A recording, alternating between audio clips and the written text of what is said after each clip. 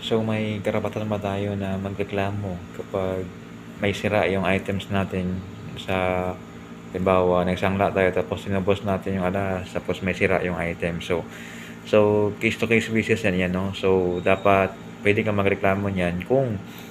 pagbigay agad sa'yo ng items dapat i-check mo siya kung may sira siya or wala. Kung halimbawa, pagsangla mo dati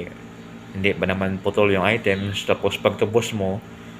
tapos pag-check mo na ay putol na, so may ano ka na pwede kang magreklamo kasi yung items mo ay dating walang putol tapos pagtubos mo ay may putol na kasi mga pawn shop niyan may mga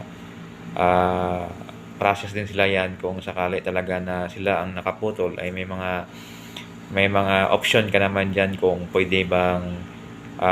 bayaran or either palitan yung items mo kung sakali talaga papatunayan na wala talagang putol yung items mo yung pagsangla nila kasi makita naman yan sa remarks ng mga items nyo sa pong ticket nyo kung may mga sira yung items nyo.